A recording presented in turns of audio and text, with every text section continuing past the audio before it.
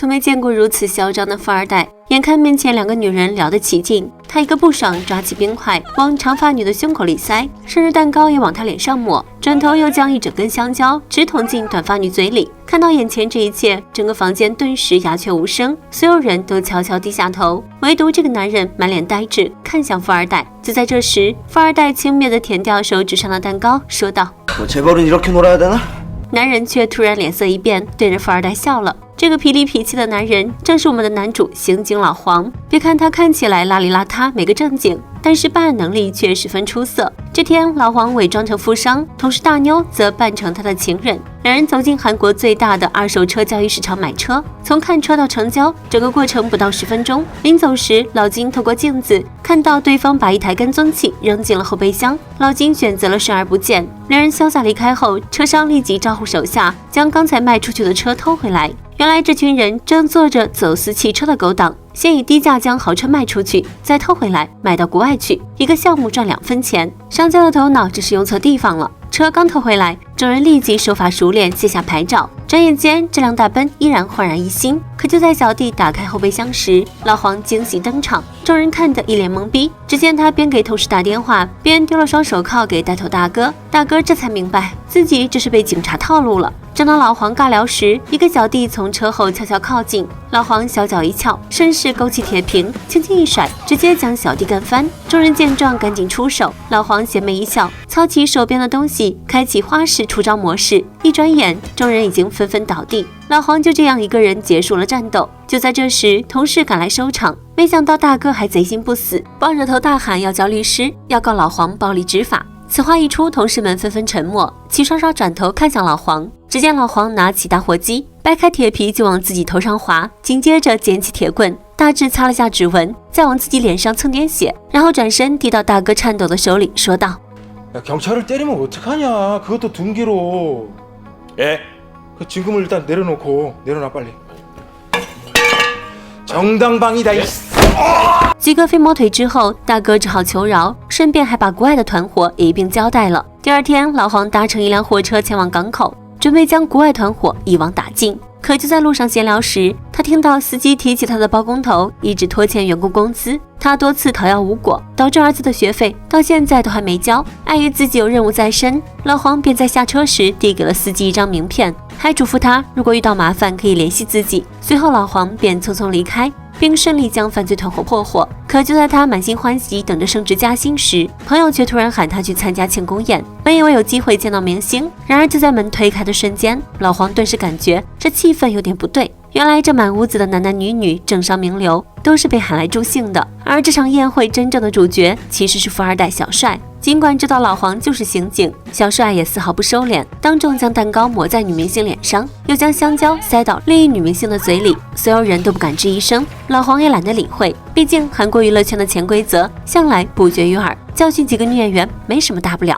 这个司机因为讨薪无果，便带着孩子直接到公司楼下抗议。然而这一幕恰好被车里的富二代看到，本来满脸不耐烦的小帅突然热情地将父子二人请到了办公室。浑然不知的父子二人就这样沦为变态的玩物。司机刚坐下就开始大吐苦水，然而小帅听完却笑了，就为了这么点钱跑来公司闹。话音刚落，小帅立马切换疯子模式，他喊来包工头，从抽屉拿出2副拳击手套，扔到司机和包工头手里。要钱是吧？那就打一架，打赢他我就给钱。保安见状赶紧关掉了监控，因为接下来要发生的一幕他们已经习以为常。司机不想当着孩子的面做这种事，愤怒地将手套甩在地上，2个保镖却将他紧紧按住。下一秒，包工头一拳猛砸了过来，紧接着第2拳、第3拳。更惨无人道的是，小帅将司机儿子死死抓住，让他亲眼目睹父亲遭受折磨，直到司机倒地不起，小帅才停止了这场游戏，意犹未尽地拿出支票将他打发走。受尽屈辱的司机无助地躲在厕所里痛哭。经过一番挣扎后，他叫来出租车将儿子送回家，转身平静地回到小帅公司。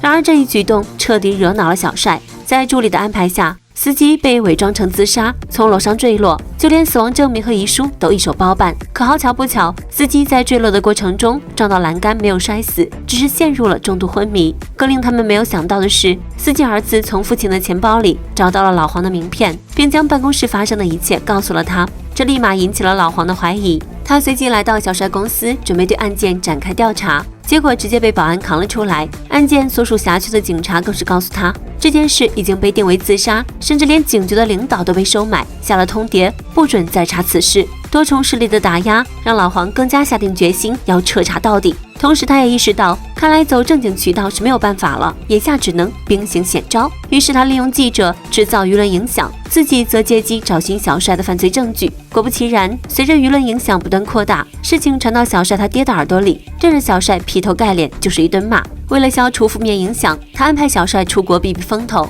甚至威胁要彻底断了小帅的钱。这话一出，小帅哪里能受得了，转头直接让助理找到包工头，设好陷阱，准备除掉老黄。对危险浑然不知的老黄，根据情报一路找到包工头家，他警惕地观察着周围的环境。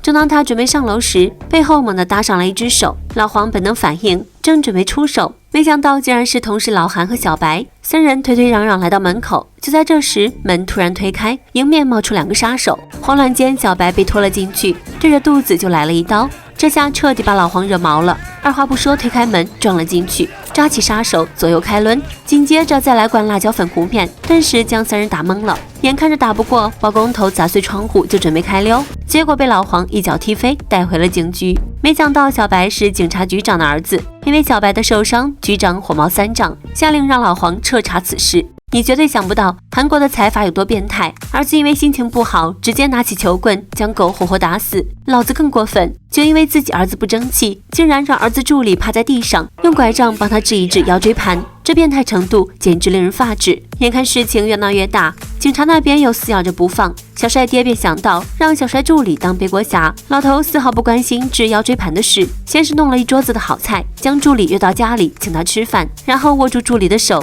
晓之以理，动之以情。出狱后，集团名下的所有酒店归他负责，还说已经将他的妻儿安排妥当。听到这话，助理含着满嘴的食物，忍不住颤抖起来。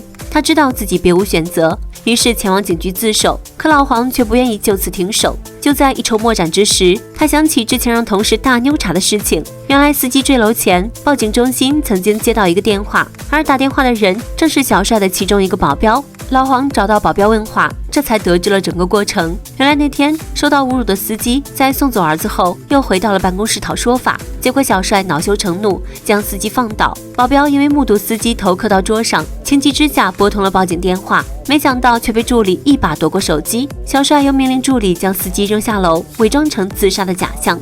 保安最终也被打断了腿开除，只是就连助理都没想到老黄能找到保镖作证。然而听到这些，助理却又丝毫不慌张，因为明天小帅就要出国了。眼看着调查陷入瓶颈，保镖却通过自己的关系了解到小帅晚上会去参加一个聚会。老黄等人随即开始行动，能不能抓到就看今晚了。到了晚上，小帅果然出现了，但是聚会里全都是政商名流，显然不能直接硬闯。于是同事大妞看准时间，举报宴会上有人被强暴，老黄等人火速赶到，准备以此为由实施抓捕。结果一群保镖黑压压挡在门口，警察这边二话不说直接硬闯。正当双方打得不可开交时，老黄甩开保镖独自追上去，刚好碰到小帅大摇大摆开车离开，气得瞬间来劲，解决了保镖。看到老黄又追了上来，小帅疯了一样猛踩油门，就在冲出车库的瞬间，迎面开来2辆警车，只见他直接加速撞开，紧接着继续咬着牙猛踩油门，将拦在面前的摩托车再次撞翻。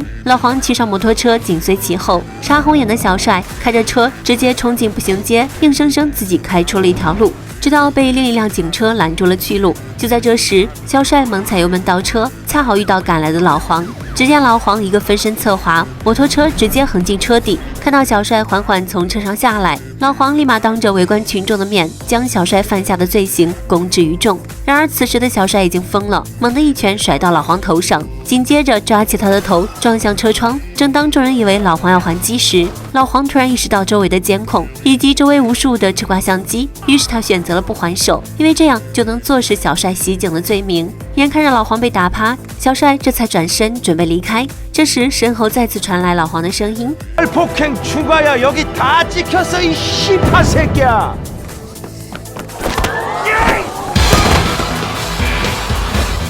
지금부터 정당방위다.